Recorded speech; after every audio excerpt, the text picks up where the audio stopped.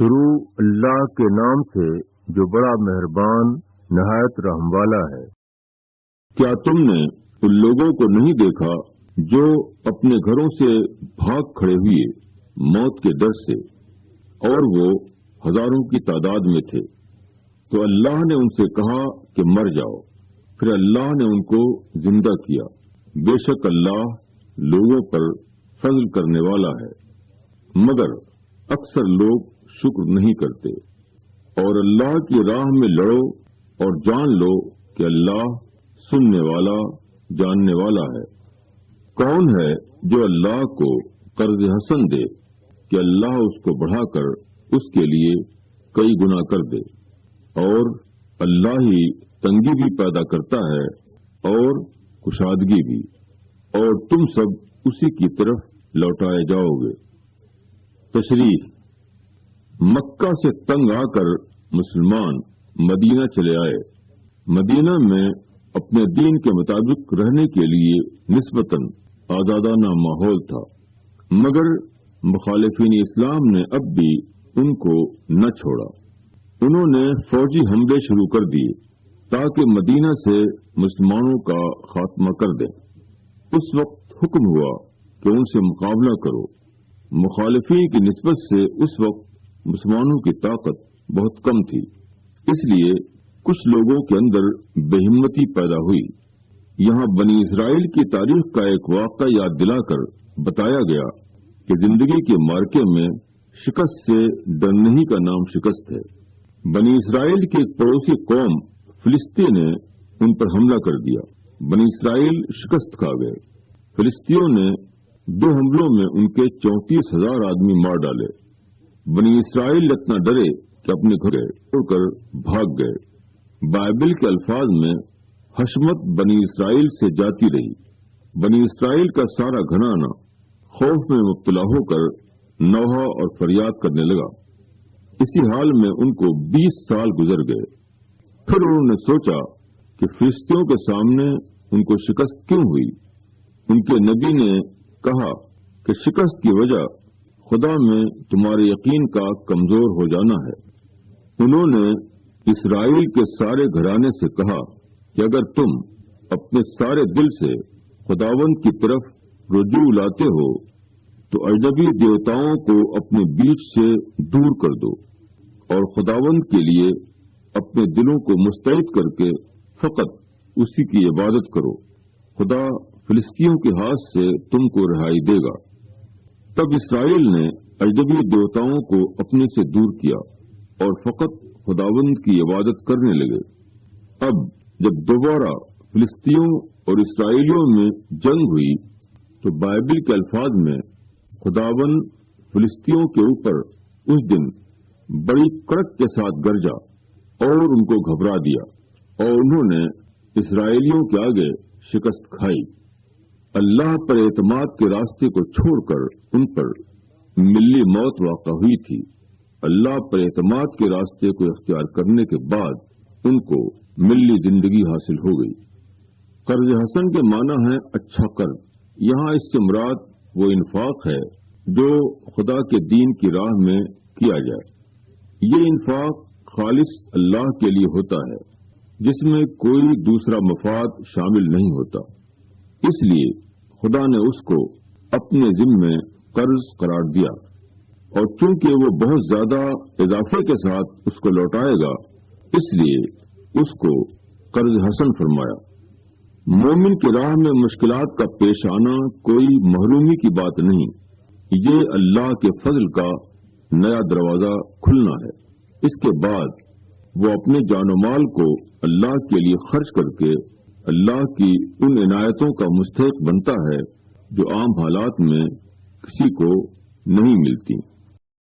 شروع اللہ کے نام سے جو بڑا مہربان نہایت رحم والا ہے۔ کیا تم نے بنی اسرائیل کے سرداروں کو نہیں دیکھا موسیٰ کے بعد، جبکہ انہوں نے اپنے نبی سے کہا کہ ہمارے لیے ایک بادشاہ مقرر کر دیجیے تاکہ ہم اللہ کی راہ میں لڑیں؟ نبی نے جواب دیا، ایسا نہ ہو کہ تم کو لڑائی کا حکم دیا جائے تب تم نہ لڑو۔ انہوں نے کہا، یہ کیسے ہو سکتا ہے کہ ہم نہ لڑیں اللہ کی راہ میں، حالانکہ ہم کو اپنے گھروں سے نکالا گیا ہے اور اپنے بچوں سے جدا کیا گیا ہے۔ پھر جب ان کو لڑائی کا حکم ہوا تو تھوڑے لوگوں کے سوا سب پھر گئے، اور اللہ ظالموں کو خوب جانتا ہے۔ اور ان کے نبی نے ان سے کہا، اللہ نے طالوت کو تمہارے لیے بادشاہ مقرر کیا ہے۔ انہوں نے کہا کہ اس کو ہمارے اوپر بادشاہی کیسے مل سکتی ہے، حالانکہ اس کے مقابلے میں ہم بادشاہی کے زیادہ حقدار ہیں اور اس کو زیادہ دولت بھی حاصل نہیں۔ نبی نے کہا، اللہ نے تمہارے مقابلے میں اس کو چنا ہے اور علم اور جسم میں اس کو زیادتی دی ہے، اور اللہ اپنی سلطنت جس کو چاہتا ہے دیتا ہے۔ اللہ بڑی وسعت والا، جاننے والا ہے۔ اور ان کے نبی نے ان سے کہا کہ طالوت کے بادشاہ ہونے کی نشانی یہ ہے کہ تمہارے پاس وہ صندوق آ جائے گا جس میں تمہارے رب کی طرف سے تمہارے لیے تسکین ہے، اور آل موسیٰ اور آل ہارون کی چھوڑی ہوئی یادگاریں ہیں۔ اس صندوق کو فرشتے لے آئیں گے، اس میں تمہارے لیے بڑی نشانی ہے اگر تم یقین رکھنے والے ہو۔ تشریح: حضرت موسیٰ کے تقریباً 300 سال بعد بنی اسرائیل اپنے پڑوس کی مشرک قوموں سے مغلوب ہو گئے۔ اسی حال میں تقریباً چوتھائی صدی گزارنے کے بعد ان کو احساس ہوا کہ وہ اپنے پچھلے دور کو واپس لائیں۔ اب اپنے دشمنوں سے لڑنے کے لیے ان کو امیر لشکر کی ضرورت تھی۔ ان کے نبی نے ان کے لیے ایک شخص کا تقرر کیا جس کا نام قرآن میں طالوت اور بائبل میں ساؤل آیا ہے۔ ذاتی اوصاف کے اعتبار سے وہ ایک موضوع شخص تھا، مگر بنی اسرائیل اس کی سرداری قبول کرنے کے بجائے اس قسم کے اعتراضات نکالنے لگے کہ وہ تو چھوٹے خاندان کا آدمی ہے، اس کے پاس مال و دولت نہیں۔ مگر اس طرح کی اختلافی بحثیں کسی قوم کے زوال یافتہ ہونے کی علامت ہیں۔ اللہ کے فیصلے وسعت اور علم کی بنا پر ہوتے ہیں، اس لیے وہی بندہ اللہ کا محبوب بندہ ہے جو خود بھی وسیع النظری کا طریقہ اختیار کرے اور جو فیصلہ کرے حقائق کی بنیاد پر کرے، نہ کہ تعصبات اور مصلحتوں کی بنیاد پر۔ تاہم صندوق کو واپس لا کر اللہ نے طالوت کے تقرر کی ایک غیر معمولی تصدیق بھی فراہم کر دی۔ بنی اسرائیل کے یہاں ایک مقدس صندوق تھا جو مصر سے خروج کے زمانے سے ان کے یہاں چلا آ رہا تھا۔ اس میں تورات کی تختیاں اور دوسری متبرک چیزیں تھیں۔ بنی اسرائیل اس کو اپنے لیے فتح و کامیابی کا نشان سمجھتے تھے۔ فلسطی اس صندوق کو ان سے چھین کر اٹھا لے گئے، مگر اس کو انہوں نے جس جس بستی میں رکھا وہاں وہاں وبائیں پھوٹ پڑیں۔ اس سے انہوں نے برا شگون لیا اور صندوق کو ایک بیل گاڑی پر رکھ کر ہانک دیا۔ وہ اس کو لے کر چلتے رہے یہاں تک کہ یہودیوں کی آبادی میں پہنچ گئے۔ اللہ اپنے کسی بندے کی صداقت کو ظاہر کرنے کے لیے کبھی اس کے گرد ایسی غیر معمولی چیزیں جمع کر دیتا ہے جو عام انسانوں کے ساتھ جمع نہیں ہوتی۔ شروع اللہ کے نام سے جو بڑا مہربان نہایت رحم والا ہے۔ پھر جب طالوت فوجوں کو لے کر چلا تو اس نے کہا، اللہ تم کو ایک ندی کے ذریعے آزمانے والا ہے، پس جس نے اس کا پانی پیا وہ میرا ساتھی نہیں، اور جس نے اس کو نہ چکھا وہ میرا ساتھی ہے، مگر یہ کہ کوئی اپنے ہاتھ سے ایک چلو بھر لے۔ تو انہوں نے اس میں سے خوب پیا بجز تھوڑے آدمیوں کے۔ پھر جب طالوت اور جو اس کے ساتھ ایمان پر قائم رہے تھے دریا پار کر چکے تو وہ لوگ بولے کہ آج ہم کو جالوت اور اس کی فوجوں سے لڑنے کی طاقت نہیں۔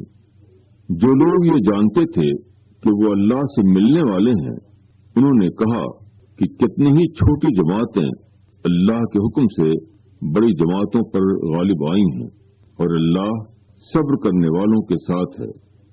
اور جب جالوت اور اس کی فوجوں سے ان کا سامنا ہوا تو انہوں نے کہا، اے ہمارے رب، ہمارے اوپر صبر ڈال دے اور ہمارے قدموں کو جما دے اور ان منکروں کے مقابلے میں ہماری مدد کر۔ پھر انہوں نے اللہ کے حکم سے ان کو شکست دی اور داؤد نے جالوت کو قتل کر دیا، اور اللہ نے داؤد کو بادشاہت اور دانائی عطا کی اور جن چیزوں کا چاہا علم بخشا۔ اور اگر اللہ بعض لوگوں کو بعض لوگوں سے دفع نہ کرتا رہے تو زمین فساد سے بھر جائے، مگر اللہ دنیا والوں پر بڑا فضل فرمانے والا ہے۔ تشریح: حضرت موسیٰ کے تقریباً 300 سال بعد اور حضرت مسیح سے تقریباً 1000 سال پہلے ایسا ہوا کہ فلسطینیوں نے بنی اسرائیل پر حملہ کیا اور فلسطین کے اکثر علاقے ان سے چھین لیے۔ ایک عرصے کے بعد بنی اسرائیل نے چاہا کہ وہ فلسطینیوں کے خلاف اقدام کریں اور اپنے علاقے ان سے واپس لیں۔ اس وقت ان کے درمیان ایک نبی تھے جن کا نام سموئیل تھا۔ وہ شام کے ایک قدیم شہر راما میں رہتے تھے اور بنی اسرائیل کے اجتماعی امور کے ذمہ دار تھے۔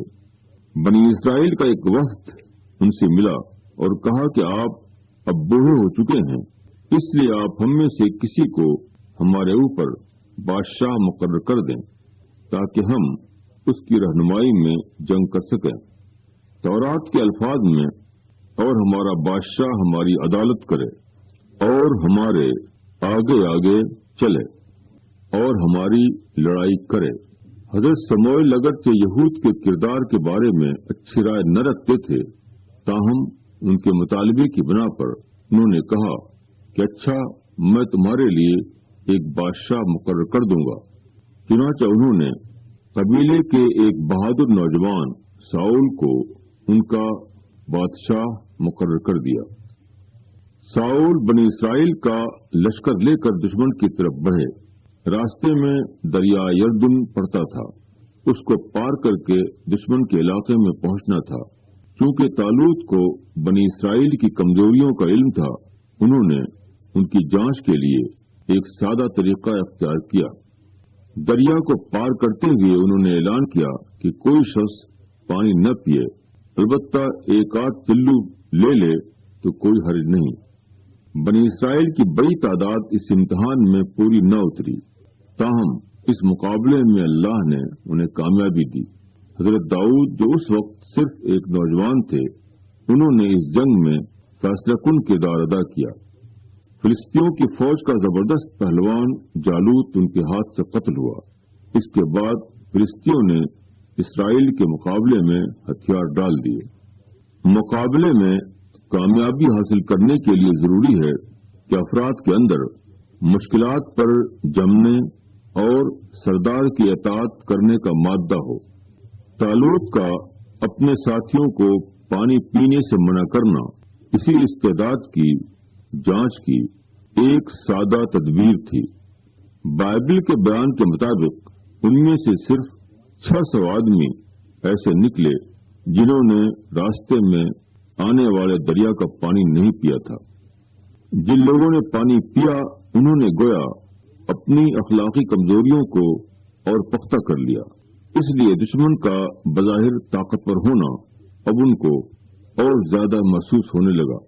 دوسری طرف جن لوگوں نے پانی نہیں پیا ان کے اس فعل سے ان کا صبر اور اطاعت کا مزاج اور زیادہ مضبوط ہو گیا۔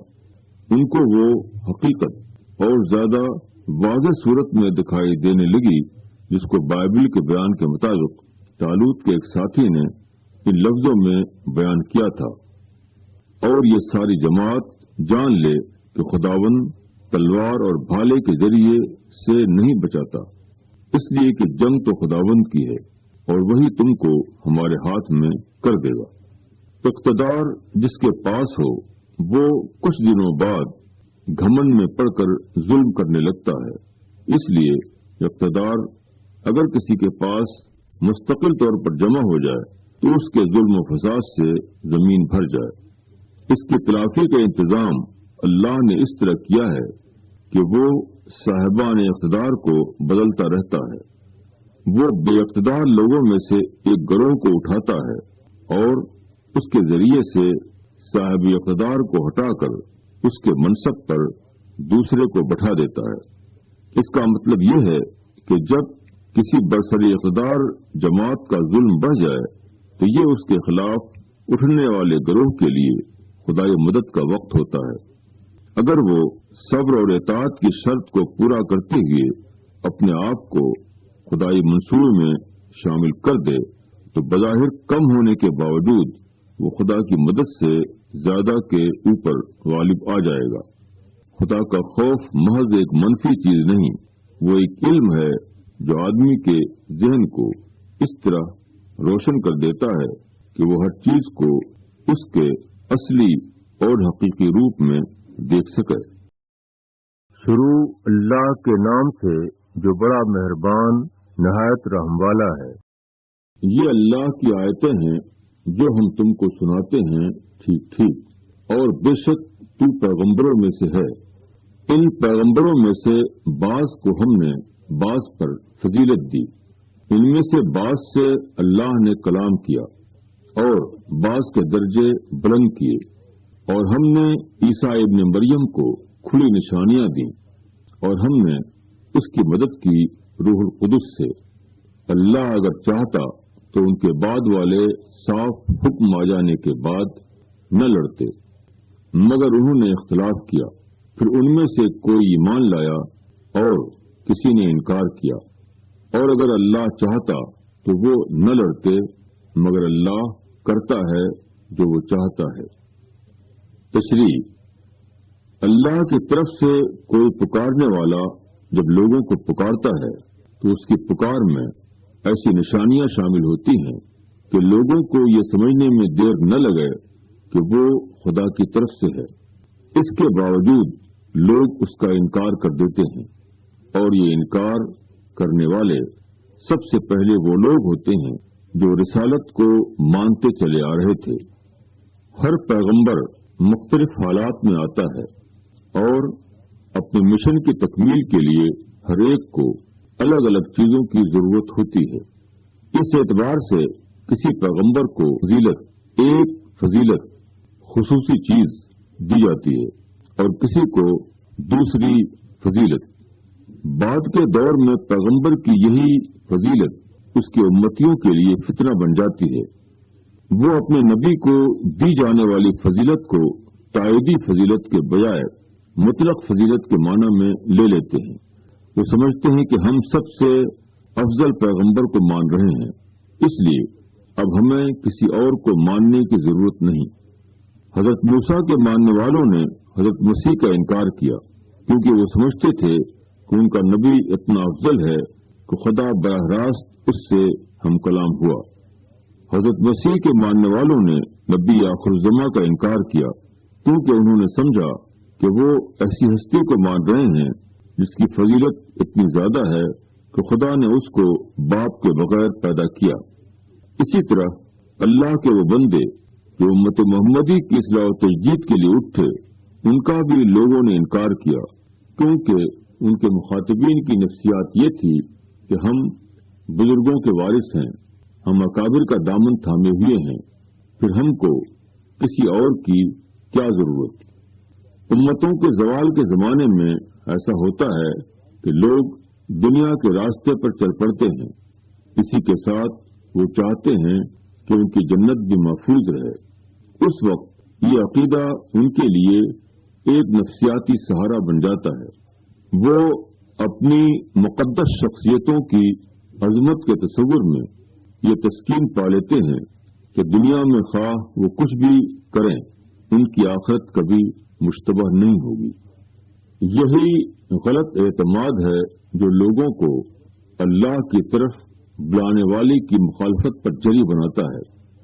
اللہ کے لیے یہ ممکن تھا کہ وہ لوگوں کی ہدایت کے لیے کوئی دوسرا نظام قائم کرتا جس میں کسی کے لیے اختلاف کی گنجائش نہ ہو، مگر یہ دنیا امتحان کی جگہ ہے۔ یہاں تو اسی بات کی آزمائش ہو رہی ہے کہ آدمی غیب کی حالت میں خدا کو پائے، انسان کے زبان سے بلند ہونے والی خدائی آواز کو پہچانے، ظاہری پردوں سے گزر کر سچائی کو اس کے باطنی روپ میں دیکھ لے۔ شروع اللہ کے نام سے جو بڑا مہربان نہایت رحم والا ہے۔ اے ایمان والو، خرچ کرو ان چیزوں سے جو ہم نے تم کو دیا ہے، اس دن کے آنے سے پہلے جس میں نہ خرید و فروخت ہے اور نہ دوستی ہے اور نہ سفارش، اور جو منکر ہیں وہی ہیں ظلم کرنے والے۔ اللہ اس کے سوا کوئی معبود نہیں، وہ زندہ ہے، سب کا تھامنے والا، اس کو نہ اونگ آتی ہے اور نہ نیند، اسی کا ہے جو کچھ آسمانوں اور زمین میں ہے۔ کون ہے جو اس کے پاس اس کی اجازت کے بغیر سفارش کرے؟ وہ جانتا ہے جو کچھ ان کے آگے ہے اور جو کچھ ان کے پیچھے ہے، اور وہ اس کے علم میں سے کسی چیز کا احاطہ نہیں کر سکتے مگر جو وہ چاہے۔ اس کی حکومت آسمانوں اور زمین پر چھائی ہوئی ہے، وہ تھکتا نہیں ان کے تھامنے سے، اور وہی ہے بلند مرتبہ بڑا۔ دین کے معاملے میں کوئی زبردستی نہیں، ہدایت گمراہی سے الگ ہو چکی ہے۔ بس جو شخص شیطان کا انکار کرے اور اللہ پر ایمان لائے، اس نے مضبوط حلقہ پکڑ لیا جو ٹوٹنے والا نہیں، اور اللہ سننے والا جاننے والا ہے۔ اللہ کام بنانے والا ہے ایمان والوں کا، وہ ان کو اندھیروں سے نکال کر اجالے کی طرف لاتا ہے، اور جن لوگوں نے انکار کیا ان کے دوست شیطان ہیں، وہ ان کو اجالے سے نکال کر اندھیروں کی طرف لے جاتے ہیں۔ یہ آگ میں جانے والے لوگ ہیں، وہ اس میں ہمیشہ رہیں گے۔ تشریح: خدا کو وہی پاتا ہے جو انفاق کی قیمت دے کر خدا کو اختیار کرے، اور کوئی آدمی جب خدا کو پا لیتا ہے تو وہ ایک ایسی روشنی کو پا لیتا ہے جس میں وہ بھٹکے بغیر چلتا رہے یہاں تک کہ جنت میں پہنچ جائے۔ اس کے برعکس جو شخص انفاق کی قیمت دیے بغیر خدا کو اختیار کرے، وہ ہمیشہ اندھیرے میں رہتا ہے، جہاں شیطان اس کو بہکا کر ایسے راستوں پر چلاتا ہے جس کی آخری منزل جہنم کے سوا اور کچھ نہیں۔ انفاق سے مراد اپنے آپ کو اور اپنے اثاثے کو دین کی راہ میں خرچ کرنا ہے، اپنی مصلحتوں کو قربان کر کے دین کی طرف آگے بڑھنا ہے۔ آدمی جب کسی عقیدے کو انفاق کی قیمت پر اختیار کرے تو اس کا مطلب یہ ہوتا ہے کہ وہ اس کو اختیار کرنے میں سنجیدہ ہے۔ یہ سنجیدہ ہونا بے حد اہم ہے۔ کسی معاملے میں سنجیدہ ہونا ہی وہ چیز ہے جو آدمی پر اس معاملے کے بھیدوں کو کھولتا ہے۔ سنجیدہ ہونے کے بعد ہی یہ امکان پیدا ہوتا ہے کہ آدمی اور اس کے مقصد کے درمیان حقیقی تعلق قائم ہو، اور مقصد کے تمام پہلو اس پر واضح ہوں۔ اس کے برعکس معاملہ اس شخص کا ہے جو اپنی ہستی کی حوالگی کی قیمت پر دین کو اختیار نہ کرے۔ ایسا شخص کبھی دین کے معاملے میں سنجیدہ نہیں ہوگا، اور اس بنا پر وہ آخرت کے معاملے کو ایک آسان معاملہ فرض کر لے گا۔ وہ سمجھے گا کہ بزرگوں کی سفارش یا دین کے نام پر کچھ رسمی اور ظاہری کارروائیاں آخرت کی نجات کے لیے کافی ہیں۔ آخرت کے معاملے میں سنجیدہ نہ ہونے کی وجہ سے وہ اس راز کو نہ سمجھے گا کہ آخرت تو مالک کائنات کے عظمت و جلال کے ظہور کا دن ہے۔ ایسے ایک دن کے بارے میں محض سرسری چیزوں پر کامیابی کی امید کر لینا خدا کی خدائی کا کمتر اندازہ کرنا ہے۔ जो खुदा के यहाँ आदमी के जुर्म को बढ़ाने वाला है, न कि वो उसकी मकबूलियत का सबब बने। खुदा की बात आदमी के सामने दलील की जुबान में आती है और वो कुछ अल्फाज बोलकर उसको रद्द कर देता है। यही शैतानी वसवसा है। हिदायत उसको मिलती है जो शैतान के वसवसे से अपने को बचाए और खुदा की दलील को पहचान कर उसके आगे झुक जाए। शुरू अल्लाह के नाम से जो बड़ा मेहरबान नहायत रहम वाला है। क्या तुमने उसको नहीं देखा जिसने इब्राहिम से उसके रब के बारे में हुज्जत की, क्योंकि अल्लाह ने उसको सल्तनत दी थी। जब इब्राहिम ने कहा कि मेरा रब वो है जो जिलाता और मारता है, वो बोला कि मैं भी जिलाता हूँ और मारता हूँ। इब्राहिम ने कहा कि अल्लाह सूरज को पूरब से निकालता है, तुम उसको पश्चिम से निकाल दो। तब वो मुनकिर हैरान रह गया और अल्लाह जालिमों को राह नहीं दिखाता। तशरीह मौजूदा जमाने में अवामी तायद से हुकूमत का इस्तेहकाक हासिल होता है, मगर जमहूरियत के दौर से पहले अक्सर बादशाह लोगों को ये यकीन दिलाकर उनके ऊपर हुकूमत करते थे कि वो खुदा का इंसानी पैकर है। कदीम इराक के बादशाह नमरूद का मामला यही था, जो हजरत इब्राहिम का हम असर था। उसकी कौम सूरज को देवताओं का सरदार मानती थी और उसकी पूजा करती थी। नमरूद ने कहा कि वो सूरज देवता का मजहर है, इसलिए वो लोगों के ऊपर हुकूमत करने का खुदाई हक रखता है। हजरत इब्राहिम ने उस वक्त के इराक में जब तौहीद की आवाज बुलंद की तो उसका सियासत हुकूमत से बराह रास्त कोई ताल्लुक न था। आप लोगों से सिर्फ ये कह रहे थे कि तुम्हारा खालिक और मालिक सिर्फ एक अल्लाह है, कोई नहीं जो खुदाई में उसका शरीक हो, इसलिए तुम उसी की इबादत करो, उसी से डरो और उसी से उम्मीदें कायम करो। ताहम इस गैर सियासी दावत में नमरूद को अपनी सियासत पर जद पड़ती हुई नजर आई। ऐसा अकीदा जिसमें सूरज को एक बेजोर बंदा बताया गया हो, वो गया उस एतकादी बुनियादी को ढा रहा था जिसके ऊपर नमरूद ने अपना सियासी तख्त बिछा रखा था। इस वजह से वो आपका दुश्मन हो गया। हजरत इब्राहिम ने नमरूद से जो गुफ्तगू की, उससे अंबिया का तरीक़ा दावत मालूम होता है। नमरूद के सवाल के जवाब में जनाब ने फरमाया कि मेरा रब वो है जिसके अख्तियार में जिंदगी और मौत है।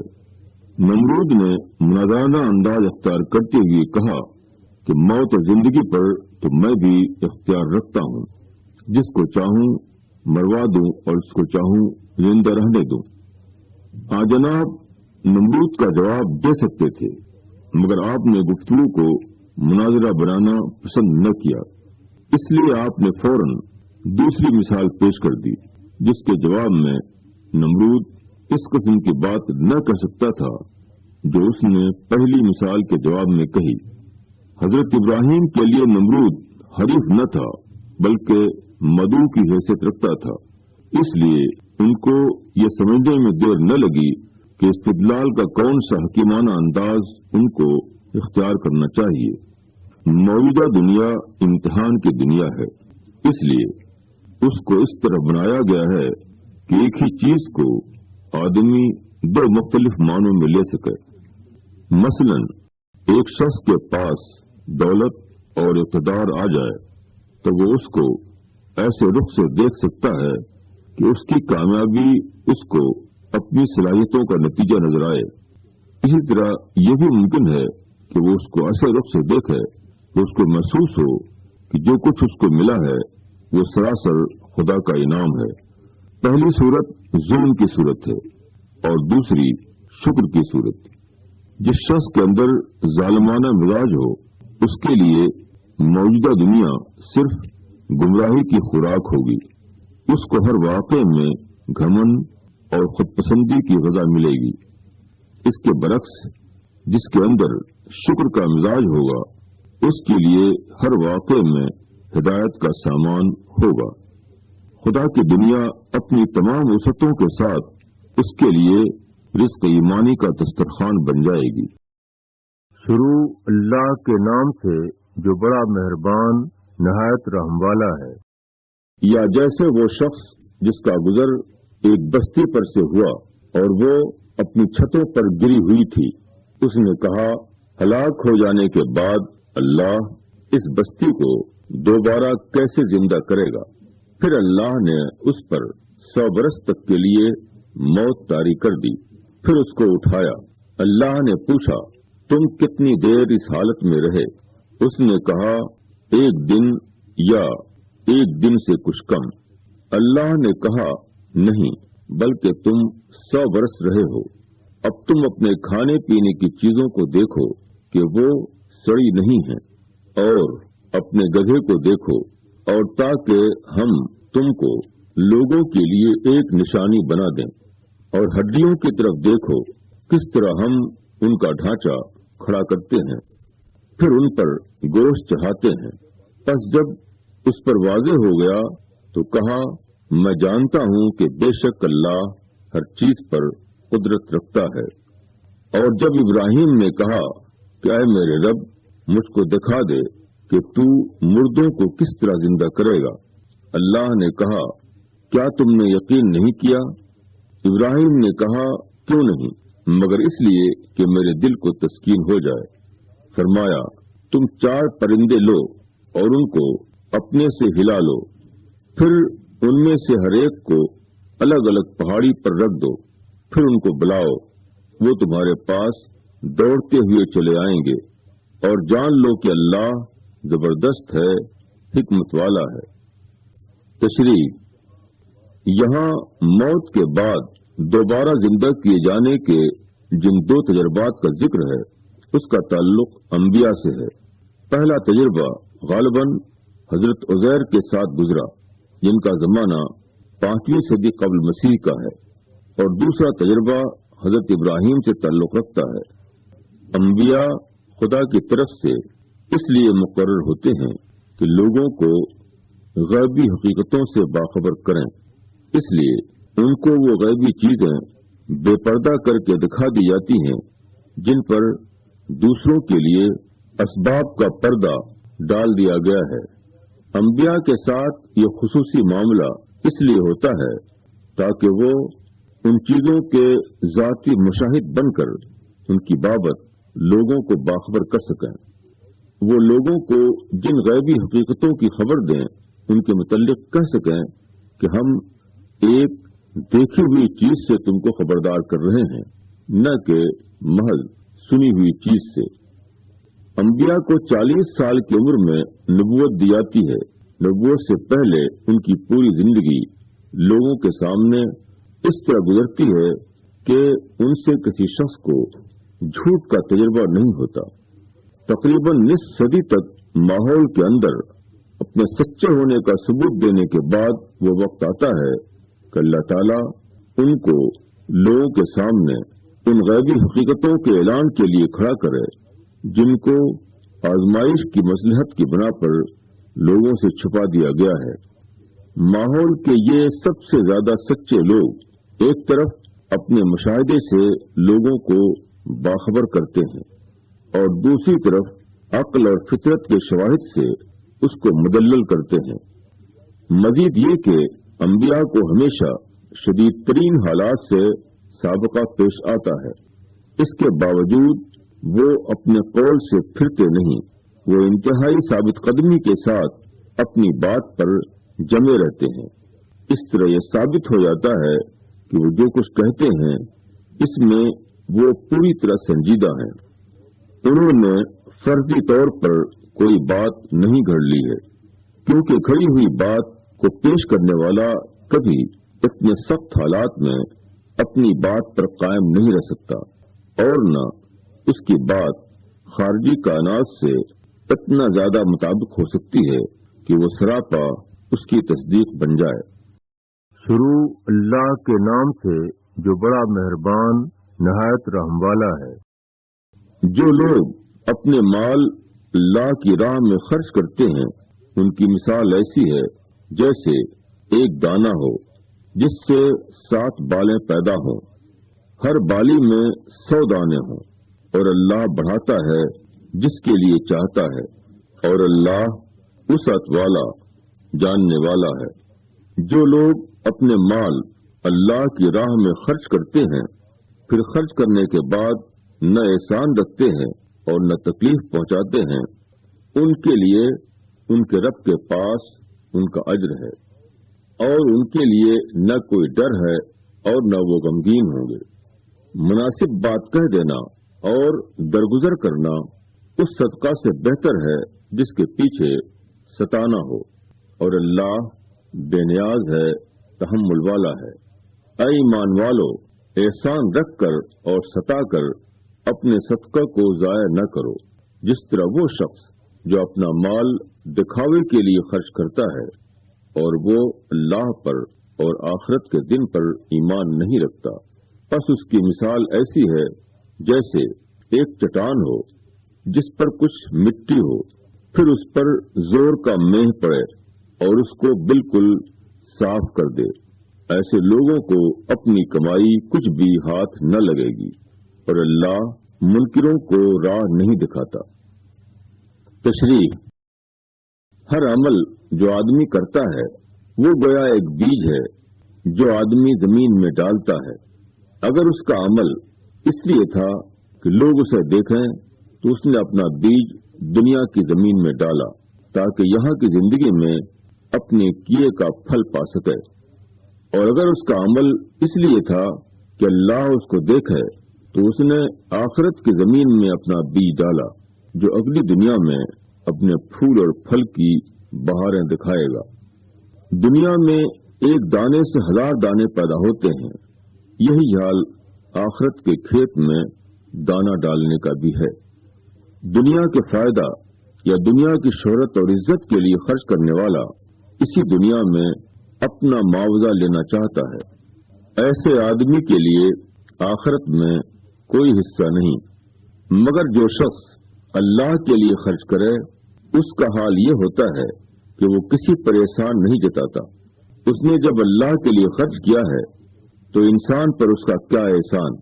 اس کی رقم خرچ ہو کر جن لوگوں تک پہنچتی ہے ان کی طرف سے اس کو اچھا جواب نہ ملے تو وہ ناراضگی کا اظہار نہیں کرتا۔ اس کو تو اچھا جواب اللہ سے لینا ہے، پھر انسان سے ملنے یا نہ ملنے کا اسے کیا غم۔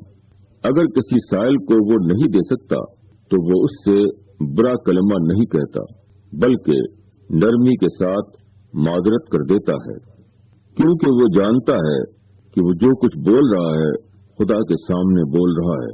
خدا کا خوف اس کو انسان کے سامنے زبان روکنے پر مجبور کر دیتا ہے۔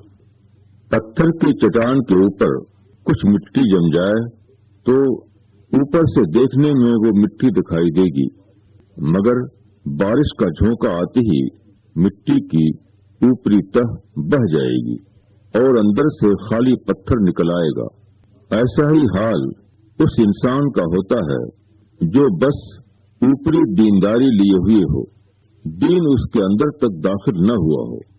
ایسے آدمی سے اگر کوئی سائل بے ڈھنگے انداز سے سوال کر دے یا کسی کی طرف سے کوئی ایسی بات سامنے آ جائے جو اس کی انا پر ضرب لگانے والی ہو تو وہ بفر کر انصاف کی حدوں کو توڑ دیتا ہے۔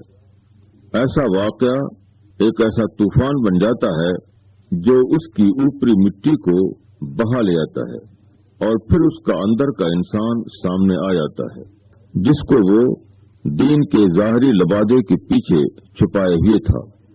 اللہ کے لیے عمل کرنا گویا دیکھے پر اندیکھے کو ترجیح دینا ہے۔ جو اس بلند نظری کا ثبوت دے وہی وہ شخص ہے جس پر خدا کی چھپی ہوئی معرفت کے دروازے کھلتے ہیں۔ شروع اللہ کے نام سے جو بڑا مہربان نہایت رحم والا ہے۔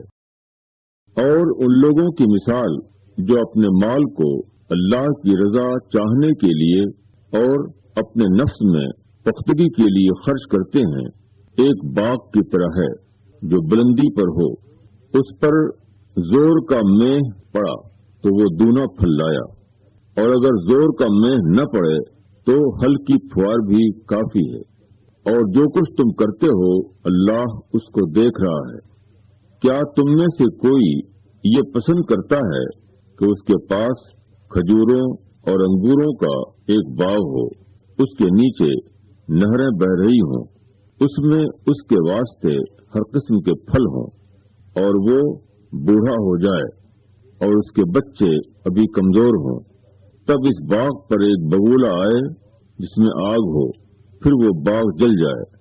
اللہ اس طرح تمہارے لیے کھول کر نشانیاں بیان کرتا ہے تاکہ تم غور کرو۔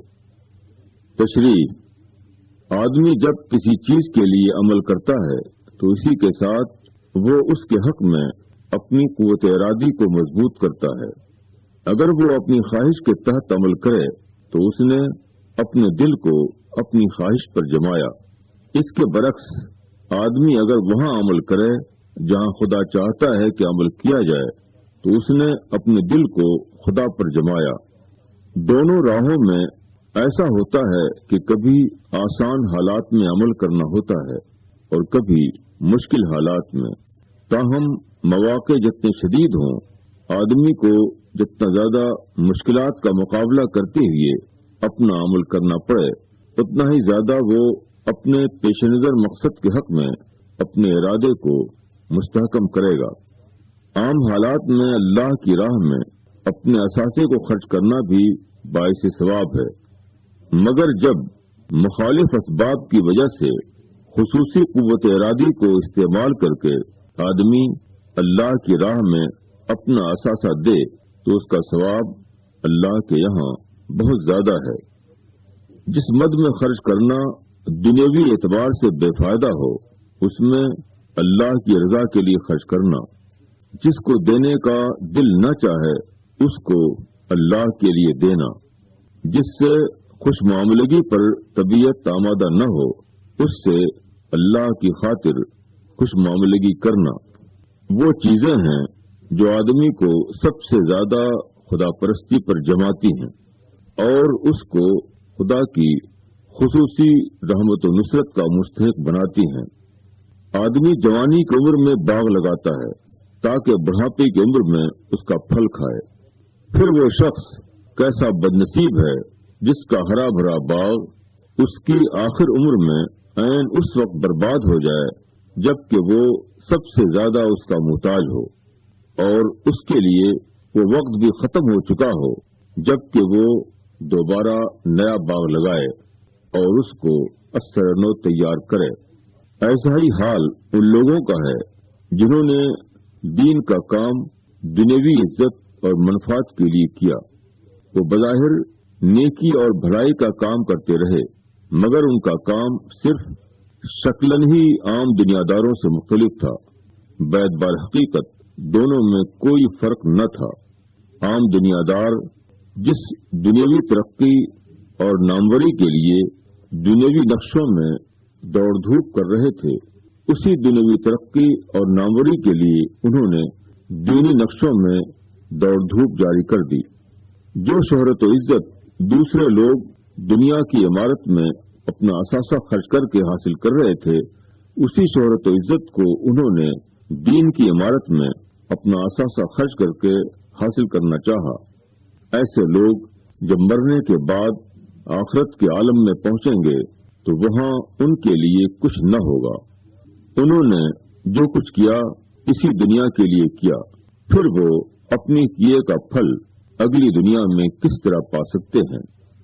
خدا کی نشانیاں ہمیشہ ظاہر ہوتی ہیں مگر وہ خاموش زبان میں ہوتی ہیں۔ ان سے وہی سبق دے سکتا ہے جو اپنے اندر سوچنے کی صلاحیت پیدا کر چکا ہو۔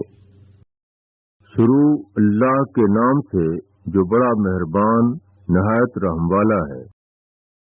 اے ایمان والو، خرچ کرو عمدہ چیز اپنی کمائی میں سے، اور اس میں سے جو ہم نے تمہارے لیے زمین میں سے پیدا کیا ہے، اور ردی چیز کا قصد نہ کرو کہ اس میں سے خرچ کرو، حالانکہ تم کبھی اس کو لینے والے نہیں، الا یہ کہ چشم پوشی کر جاؤ۔ اور جان لو کہ اللہ بے نیاز ہے، خوبیوں والا ہے۔ شیطان تم کو محتاجی سے ڈراتا ہے اور بری بات کی تلقین کرتا ہے، اور اللہ وعدہ دیتا ہے اپنی بخشش کا اور فضل کا، اور اللہ وسعت والا ہے، جاننے والا ہے۔ وہ جس کو چاہتا ہے حکمت دیتا ہے، اور جس کو حکمت ملی اس کو بڑی دولت مل گئی، اور نصیحت وہی حاصل کرتے ہیں جو عقل والے ہیں۔ تشریح: آدمی دنیا میں جو کچھ کماتا ہے اس کو خرچ کرنے کی دو صورتیں ہیں۔ ایک یہ کہ اس کو شیطان کے بتائے ہوئے راستے میں خرچ کیا جائے، دوسرے یہ کہ اس کو اللہ کے بتائے ہوئے راستے میں خرچ کیا جائے۔ شیطان یہ کرتا ہے کہ آدمی کے ذاتی تقاضوں کی اہمیت اس کے دل میں بٹھاتا ہے۔ وہ اس کو سکھاتا ہے کہ تم نے جو کچھ کمایا ہے اس کا بہترین مصرف یہ ہے کہ اس کو اپنی ذاتی ضرورتوں کو پورا کرنے میں لگاؤ۔ پھر جب شیطان دیکھتا ہے کہ آدمی کے پاس اس کی حقیقی ضرورت سے زیادہ ہے تو وہ اس کے اندر ایک اور جذبہ بھڑکا دیتا ہے۔ یہ نمود و نمائش کا جذبہ ہے۔ اب وہ اپنی دولت کو بے دریغ نمائشی کاموں میں بہانے لگتا ہے اور خوش ہوتا ہے کہ اس نے اپنی دولت کو بہترین مصرف میں لگایا۔ آدمی کو چاہیے کہ اپنے مال کو اپنی ذاتی چیز نہ سمجھے بلکہ اللہ کی چیز سمجھے۔ وہ اپنی کمائی میں سے اپنی حقیقی ضرورت کے بقدر لے لے اور اس کے بعد جو کچھ ہے اس کو بلند تر مقاصد میں لگائے۔ وہ خدا کے کمزور بندوں کو دے اور خدا کے دین کی ضرورتوں میں خرچ کرے۔ آدمی جب اللہ کے کمزور بندوں پر اپنا مال خرچ کرتا ہے تو گویا وہ اپنے رب سے اس بات کا امیدوار بن رہا ہوتا ہے کہ آخرت میں جب وہ خالی ہاتھ خدا کے سامنے حاضر ہو تو اس کا خدا اس کو اپنی رحمتوں سے محروم نہ کرے۔ اسی طرح جب وہ دین کی ضرورتوں میں اپنا مال دیتا ہے تو وہ اپنے آپ کو خدا کے مشن میں شریک کرتا ہے۔ وہ اپنے مال کو خدا کے مال میں شامل کرتا ہے تاکہ اس کی حقیر پونجی خدا کے بڑے خزانے میں مل کر زیادہ ہو جائے۔ جو شخص اپنے مال کو اللہ کے بتائے ہوئے طریقے کے مطابق خرچ کرتا ہے وہ اس بات کا ثبوت دیتا ہے کہ اس کو حکمت و دانائی میں سے حصہ ملا ہے۔ سب سے بڑی نادانی یہ ہے کہ آدمی مال کی محبت میں مبتلا ہو اور اس کو اللہ کے راستے میں خرچ کرنے سے رک جائے، اور سب سے بڑی دانائی یہ ہے کہ مالی مفادات آدمی کے لیے اللہ کی راہ میں بڑھنے میں رکاوٹ نہ بنے۔ وہ اپنے آپ کو خدا میں اتنا ملا دے کہ خدا کو اپنا اور اپنے کو خدا کا سمجھنے لگے۔ جو شخص ذاتی مصلحتوں کے خول میں جیتا ہے اس کے اندر وہ نگاہ پیدا نہیں ہو سکتی جو بلندتر حقیقتوں کو دیکھے اور اعلیٰ کیفیات کا تجربہ کرے۔ اس کے برعکس جو شخص ذاتی مصلحتوں کو نظر انداز کر کے خدا کی طرف بڑھتا ہے وہ اپنے آپ کو محدودیتوں سے اوپر اٹھاتا ہے۔ وہ اپنے شعور کو اس خدا کے ہمسطح کر لیتا ہے جو غنی و حمید اور وسیع و علیم ہے۔ وہ چیزوں کو ان کے اصلی روپ میں دیکھنے لگتا ہے کیونکہ وہ ان حد بندیوں کے پار ہو جاتا ہے جو آدمی کے لیے کسی چیز کو اس کے اصلی روپ میں رکاوٹ دیکھنے میں رکاوٹ بنتی ہیں۔ کوئی بات خواہ کتنی ہی سچی ہو مگر اس کی سچائی کسی آدمی پر اسی وقت کھلتی ہے جبکہ وہ اس کو کھلے ذہن سے شروع اللہ کے نام سے جو بڑا مہربان نہایت رحم والا ہے۔ اور تم جو خرچ کرتے ہو یا جو نظر مانتے ہو اس کو اللہ جانتا ہے اور ظالموں کا کوئی مددگار نہیں۔ اگر تم اپنے صدقات ظاہر کر کے دو تب بھی اچھا ہے، اور اگر تم انہیں چھپا کر محتاجوں کو دو تو یہ تمہارے لیے زیادہ بہتر ہے، اور اللہ تمہارے گناہوں کو دور کر دے گا، اور اللہ تمہارے کاموں سے واقف ہے۔ ان کو ہدایت پر لانا تمہارا ذمہ نہیں، بلکہ اللہ جس کو چاہتا ہے ہدایت دیتا ہے۔ اور جو مال تم خرچ کرو گے اپنے ہی لیے کرو گے، اور تم نہ خرچ کرو مگر اللہ کی رضا چاہنے کے لیے، اور تم جو مال خرچ کرو گے وہ تم کو پورا کر دیا جائے گا اور تمہارے لیے اس میں کمی نہ کی جائے گی۔ صدقات ان حاجت مندوں کے لیے ہیں جو اللہ کی راہ میں گھر گئے ہوں، زمین میں دوڑ دھوپ نہیں کر سکتے۔ ناواقف آدمی ان کو غنی خیال کرتا ہے ان کے نہ مانگنے کی وجہ سے۔ تم ان کو ان کی صورت سے پہچان سکتے ہو، وہ لوگوں سے لپٹ کر نہیں مانگتے، اور جو مال تم خرچ کرو گے وہ اللہ کو معلوم ہے۔ جو لوگ اپنے مالوں کو رات اور دن چھپے اور کھلے خرچ کرتے ہیں ان کے لیے ان کے رب کے پاس اجر ہے، اور ان کے لیے نہ خوف ہے اور نہ وہ غمگین ہوں گے۔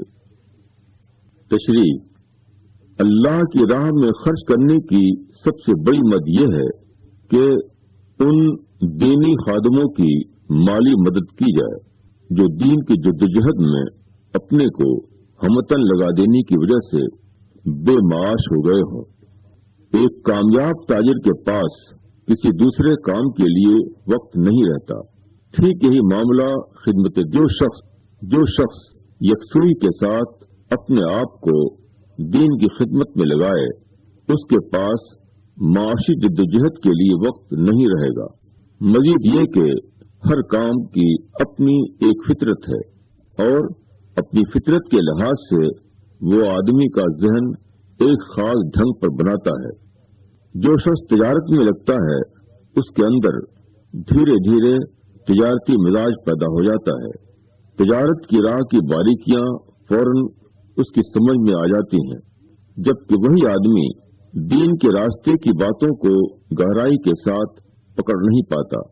یہ معاملہ برعکس صورت میں خادم دین کا ہوتا ہے۔ اب اس کا حل کیا ہو؟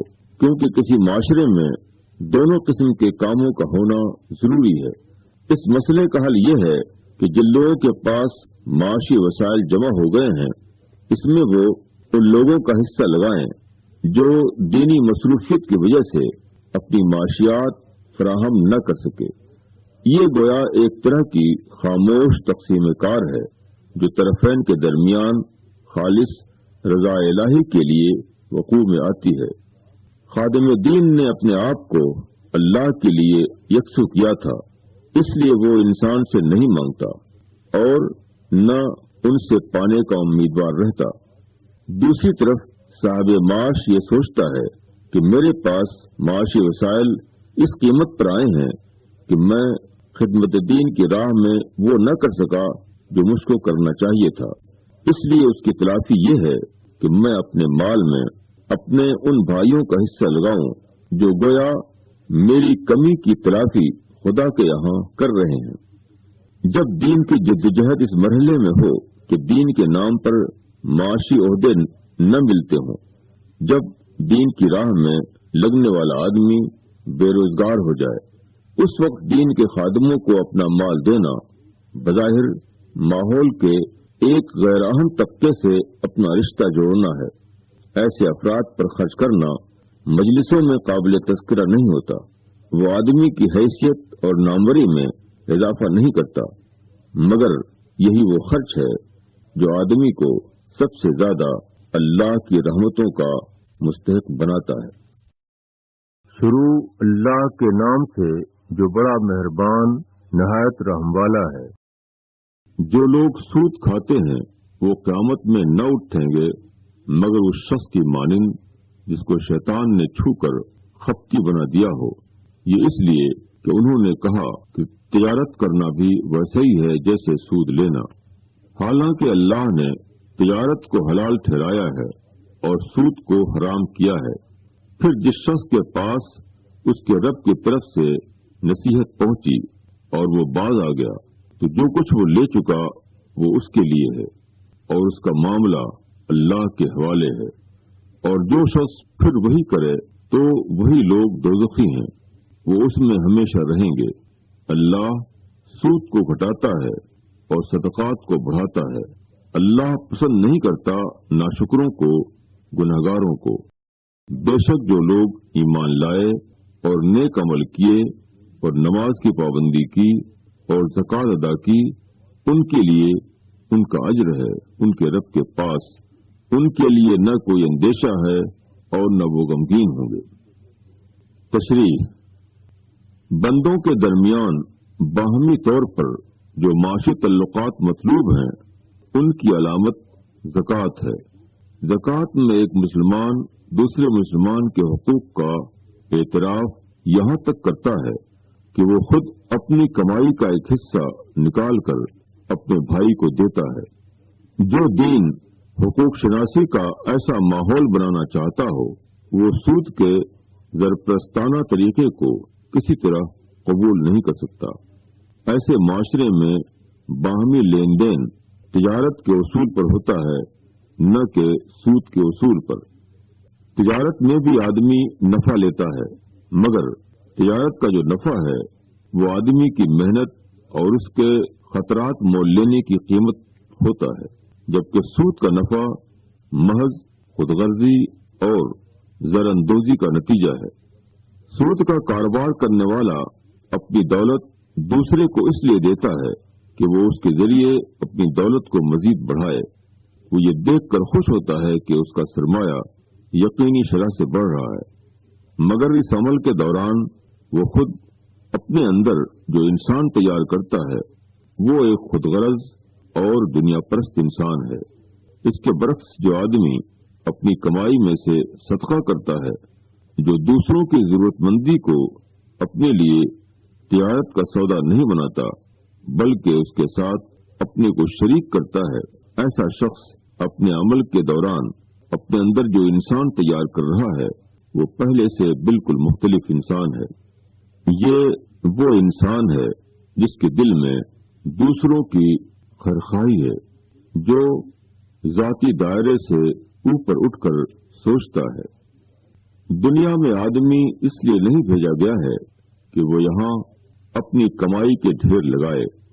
آدمی کے لیے ڈھیر لگانے کی جگہ آخرت ہے۔ دنیا میں آدمی کو اس لیے بھیجا گیا ہے کہ یہ دیکھا جائے کہ ان میں کون ہے جو اپنی خصوصیات کے اعتبار سے اس قابل ہے کہ اس کو آخرت کی جنتی دنیا میں بسایا جائے۔ جو لوگ اس صلاحیت کا ثبوت دیں گے ان کو خدا جنت کا باشندہ بننے کے لیے چن لے گا، اور باقی تمام لوگ کوڑا کرکٹ کی طرح جہنم میں پھینک دیے جائیں گے۔ صدقہ کی روح حاجت مند کو اپنا مال خدا کے لیے دینا ہے، اور سود کی روح استحصال کے لیے دینا۔ صدقہ اس بات کی علامت ہے کہ آدمی آخرت میں اپنے لیے نعمتوں کا ڈھیر دیکھنا چاہتا ہے۔ اس کے مقابلے میں سود اس بات کی علامت ہے کہ وہ اسی دنیا میں اپنے لیے ڈھیر لگانے کا خواہش مند ہے۔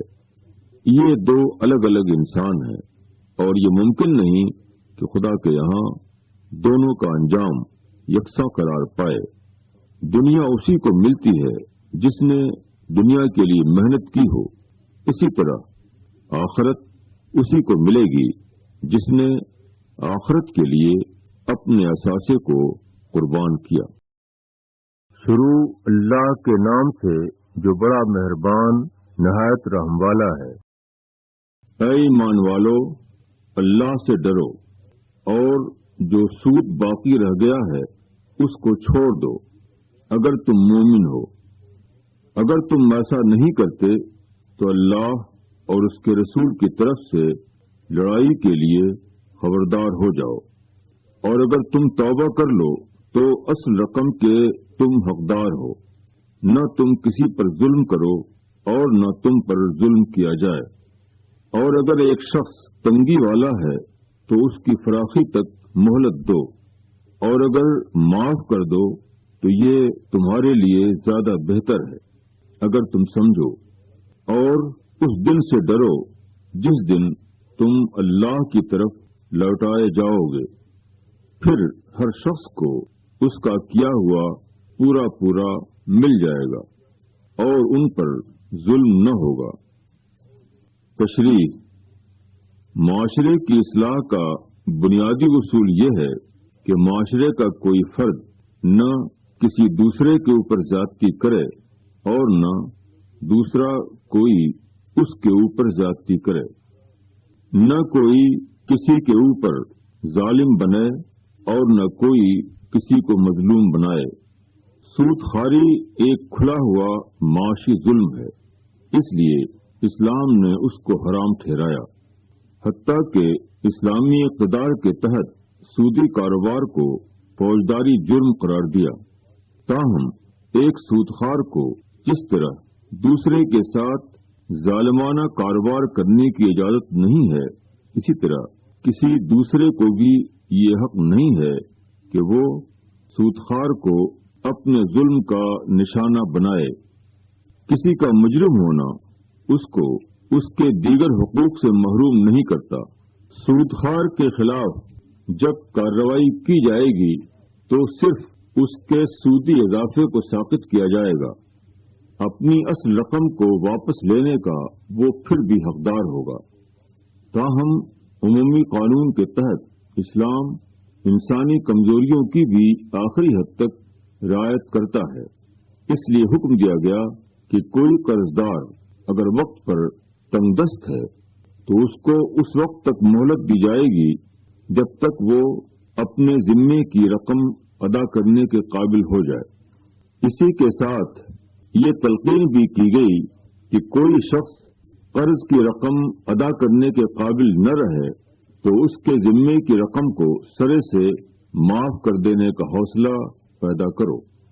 معاف کرنے والا خدا کے یہاں اجر کا مستحق بنتا ہے اور دنیا میں اس کا یہ فائدہ ہے کہ معاشرے کے اندر باہمی رعایت اور ہمدردی کی فضا پیدا ہوتی ہے جو آخرکار سب کے لیے مفید ہے۔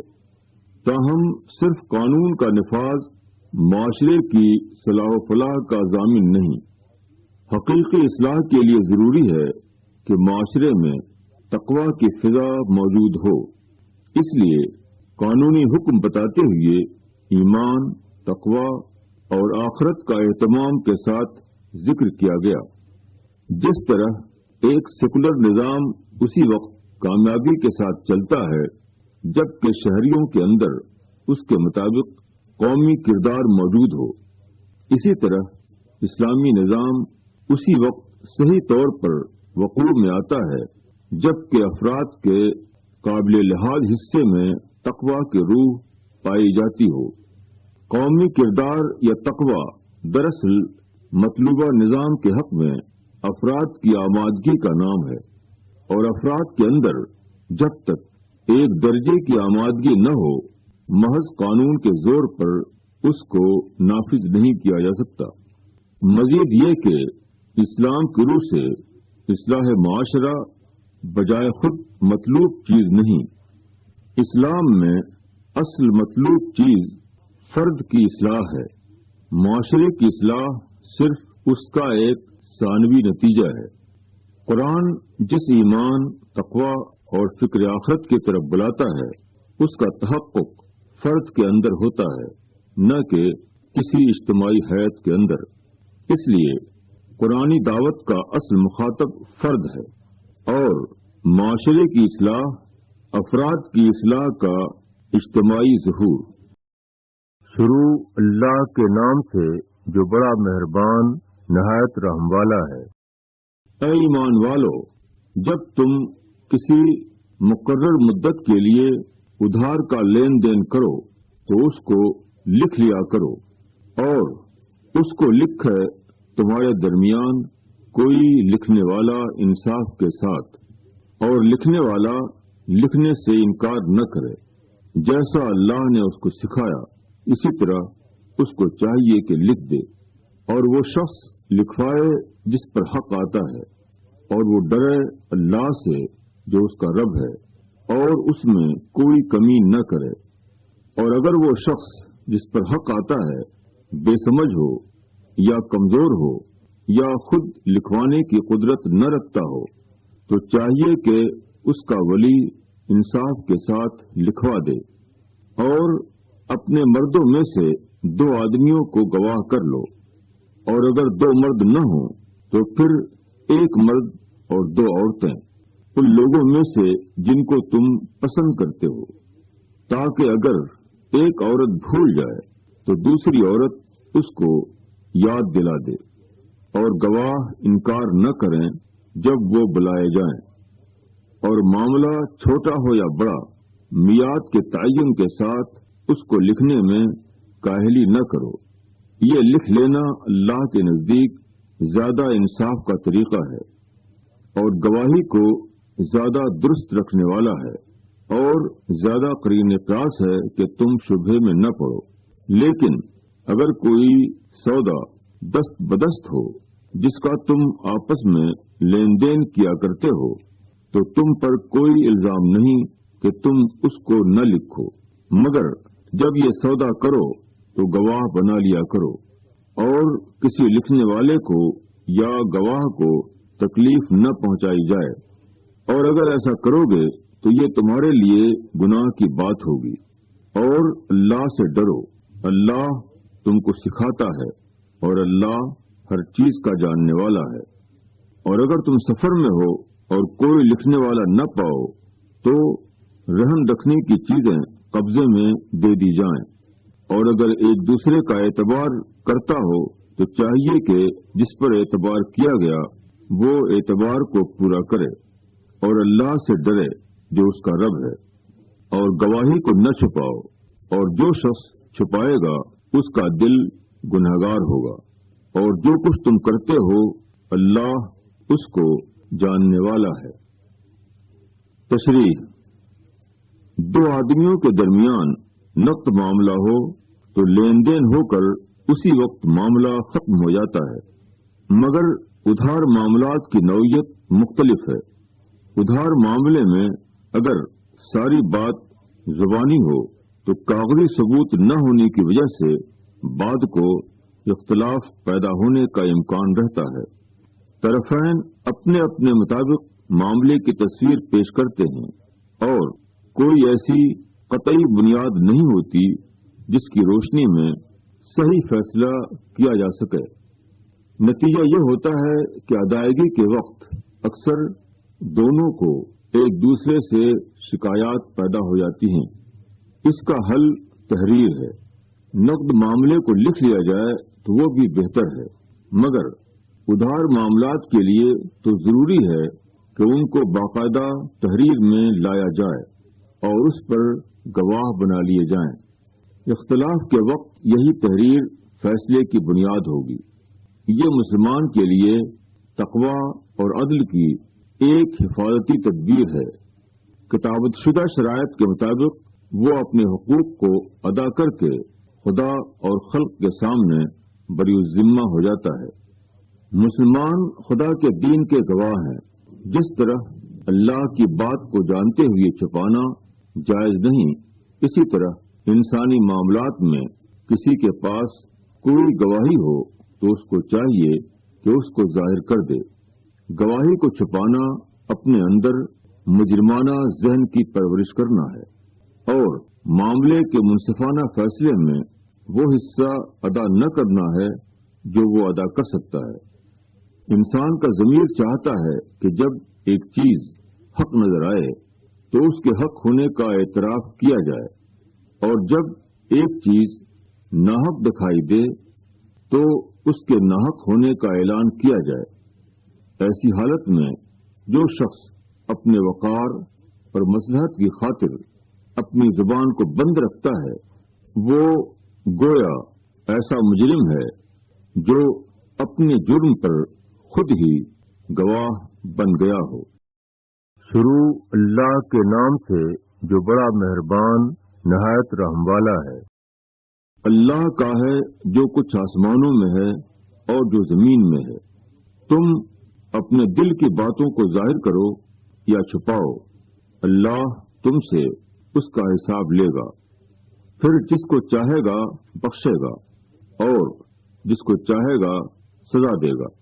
اور اللہ ہر چیز پر قدرت رکھنے والا ہے۔ رسول ایمان لایا ہے اس پر جو اس کے رب کی طرف سے اس پر اترا ہے، اور مسلمان بھی اس پر ایمان لائے ہیں۔ سب ایمان لائے ہیں اللہ پر اور اس کے فرشتوں پر اور اس کی کتابوں پر اور اس کے رسولوں پر۔ ہم اس کے رسولوں میں سے کسی کے درمیان فرق نہیں کرتے، اور وہ کہتے ہیں کہ ہم نے سنا اور مانا، ہم تیری بخشش چاہتے ہیں اے ہمارے رب، اور تیری ہی طرف لوٹنا ہے۔ اللہ کسی پر ذمہ داری نہیں ڈالتا مگر اس کی طاقت کے مطابق۔ اس کو ملے گا وہی جو اس نے کمایا، اور اس پر پڑے گا وہی جو اس نے کیا۔ اے ہمارے رب، ہم کو نہ پکڑ اگر ہم بھولیں یا ہم غلطی کر جائیں۔ اے ہمارے رب، ہم پر بوجھ نہ ڈال جیسا تو نے ڈالا تھا ہم سے اگلوں پر۔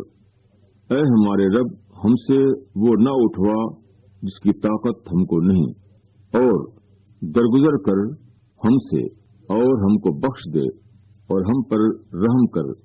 تو ہمارا کارساز ہے، پس انکار کرنے والوں کے مقابل میں ہماری مدد کر۔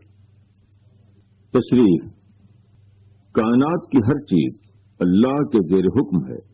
ذرے سے لے کر ستاروں تک سب خدا کے مقرر نقشے میں بٹھے ہوئے ہیں۔